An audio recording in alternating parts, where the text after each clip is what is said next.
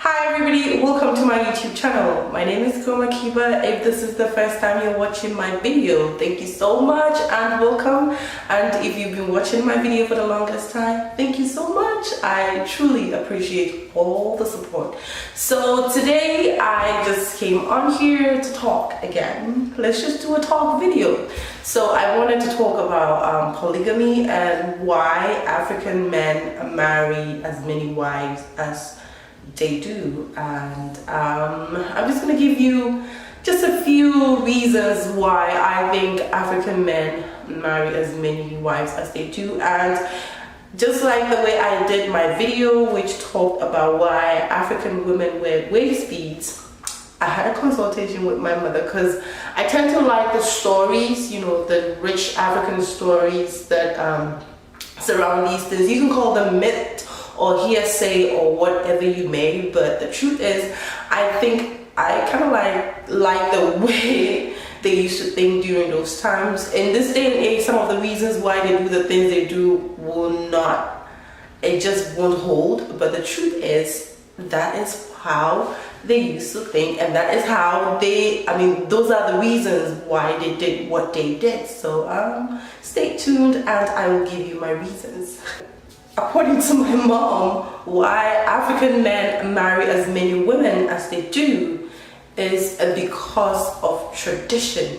And as we all know, tradition is basically, there cannot be a society such as Africa without, you know, deep-rooted culture and tradition. And according to her, you know, it's something that has been done over the years and, you know, since the beginning of time. And so it's like, hey, this is the way things are done. And so children are socialized. Male children, including female children, are socialized to see polygamy, and for that matter, men marrying multiple wives as a normal thing. It is not,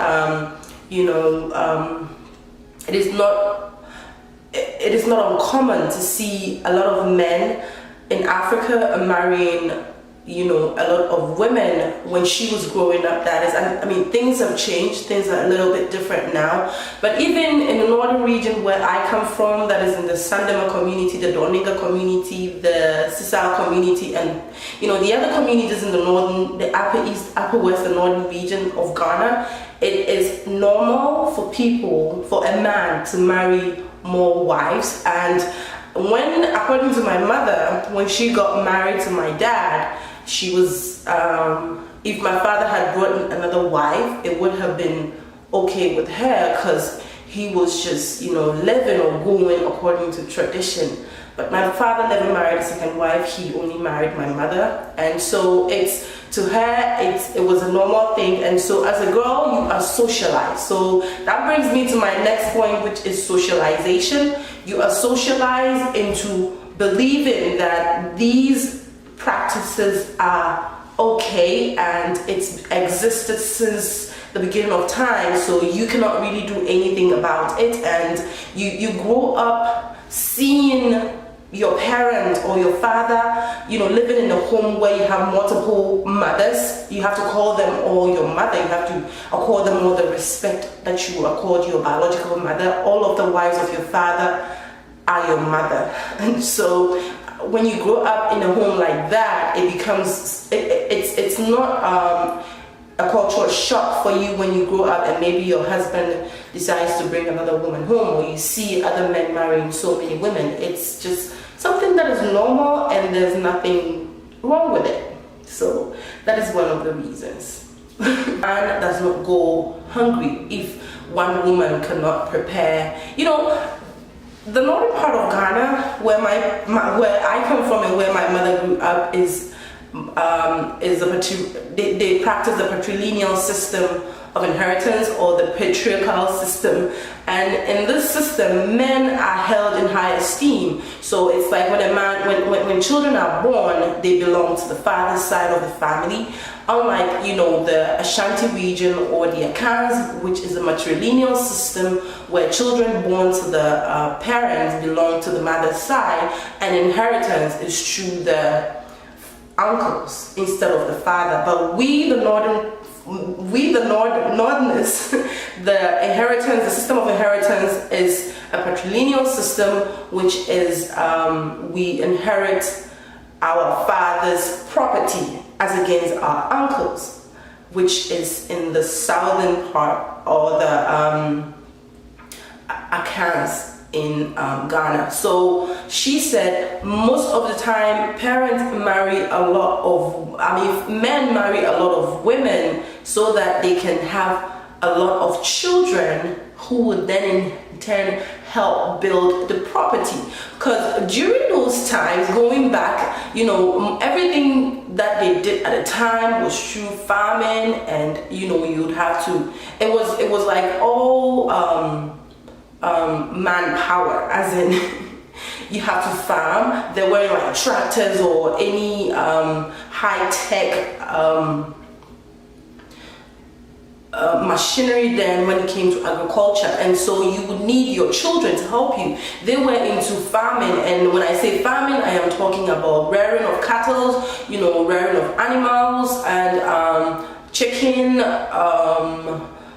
and a whole lot, and so it was very difficult for just the man and the wife to be able to farm a huge land or cultivate a huge land. So having multiple wives meant that they would have a lot of children for you, and the children will in turn help you build a property for yourself and help you you become a rich man. Because during those times as well, they pick their kings and chiefs and all that based on your character, based on how well you're able to take care of your children and your wives, and you cannot do these things without money or without property.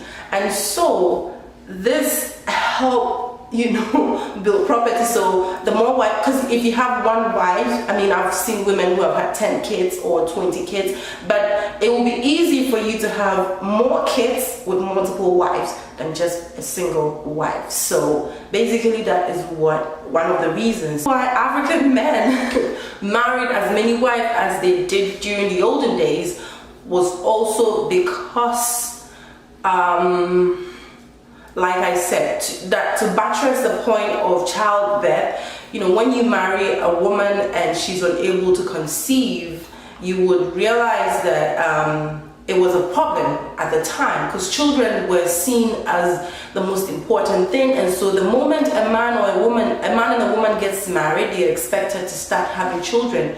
And when this delays, it becomes a problem. And always, according to her, during those times, the fault was always that of the woman, and so they always brought in another woman, who would come in and then conceive. And more often than not, once the other woman comes in and then gives birth, it's more or less like, oh, we were right, she is the problem, because they bring in another woman and she's conceived and you haven't been able to.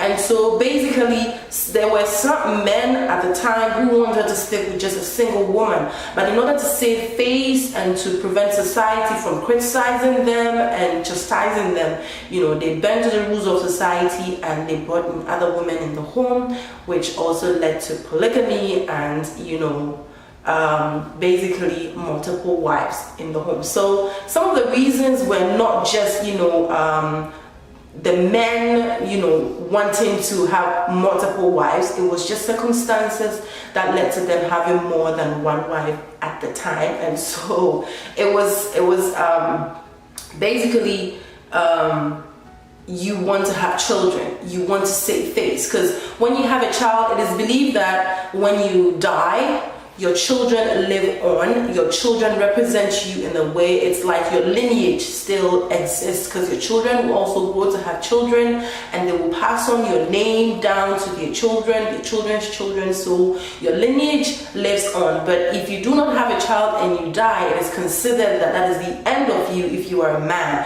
And also, in adding to this, most of the time, male children were given more importance than female children, because it is the male child who will pass on your name onto your children. Because if you give birth to all females, the females are thought that, okay, they're going to get married, and when they get married and they have kids, their kids are going to take names of their father, and so their father's lineage will continue. Whereas if their father's lineage will end because it's all girls, and girls are not allowed to, you know, I mean, even in this day and age, all around the world, you see women getting married and taking the names of their husbands, but hardly do you ever see men taking the names of their wives. And so that was also one of the reasons. In the event where your wife is only conceiving girls or giving birth to children who are females, then it's like it becomes the pressure is on you to bring in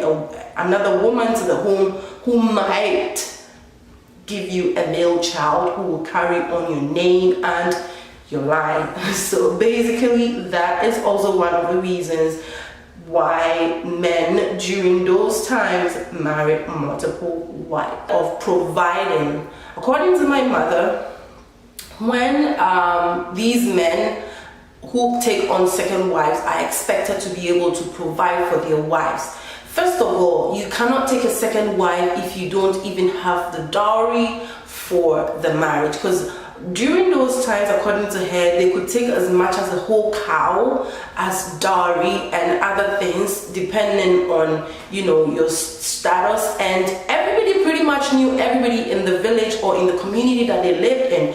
And so if you are not worthy, then there is no way that you'd be lucky to get a single wife, talk less of 2, 3 or more wives. So the families had to assess whoever is coming in to marry your daughter to make sure that he can take adequate care of the child, not just your daughter, but in the event where she has children, the man can be able to take care of his family, his children, and everybody else. So it was not just about, oh, everybody is getting married to many wives, and so I should also. No, you must have the means.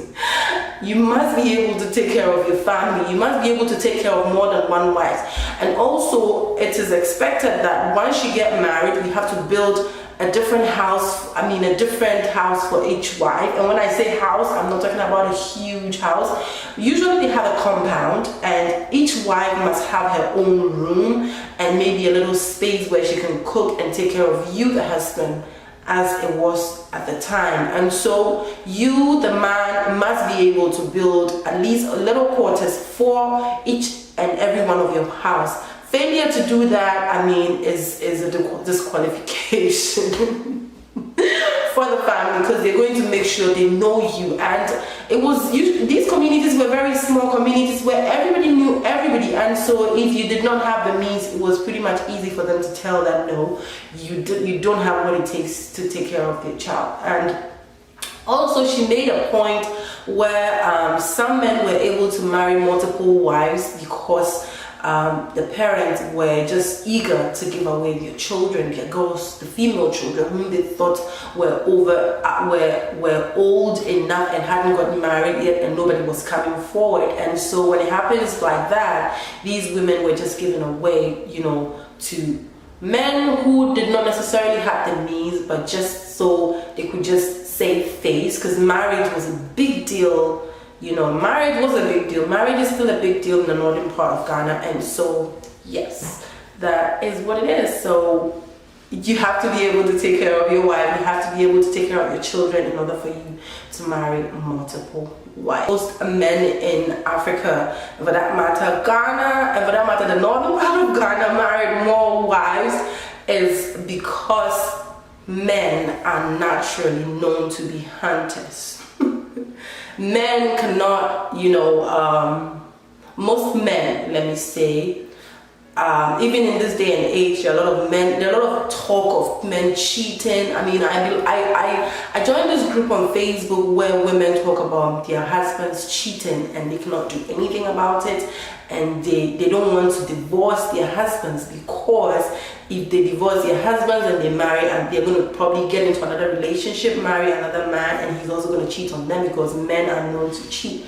Personally, I really do not agree with that. I'm not going to stay in a relationship and then be emotionally abused in a way like that. But even today, even in this day and age, if people still think this way, if people still consider men to cheat, as a normal thing, how much more those days? So in those days, it was okay for a man to marry many wives, provided that the other women know that, okay, she is a wife, she is a wife, she is a wife, and so he can have, you know, his fun and also legitimize the whole process. Because once you get married to the woman is expected to be faithful to only you, the man. You know, a man can be unfaithful and it's okay, but when a woman steps out, it becomes a problem. You can be, you know, it was so bad that he will divorce you.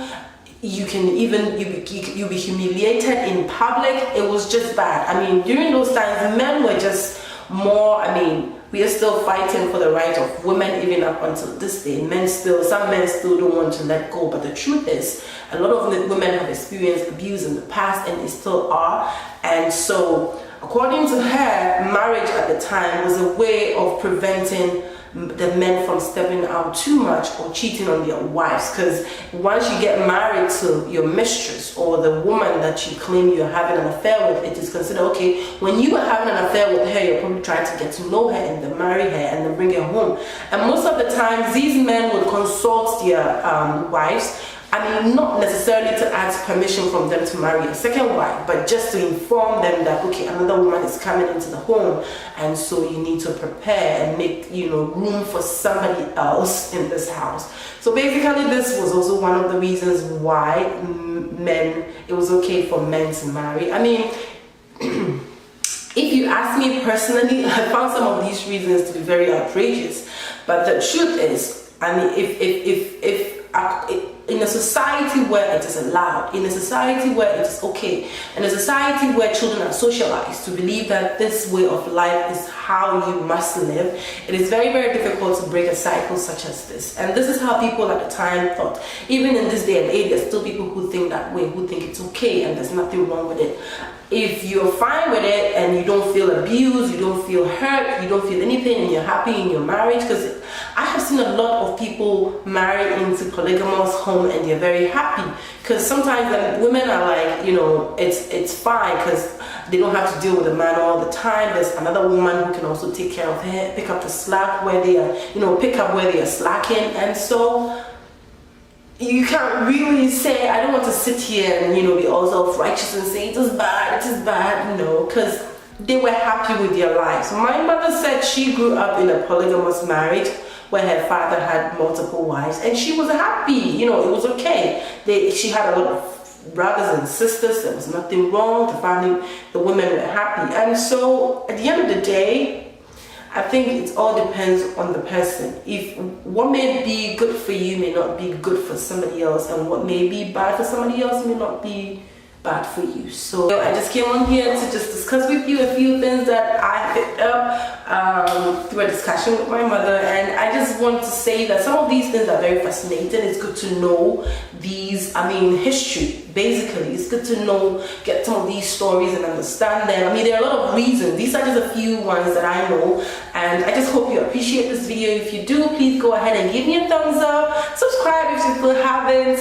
Like this video, and also let me know what you think in the comment section. I really do want to know what your thoughts are concerning polygamy. Is this something that you would, you know, be open to? I mean, as a woman, personally, no.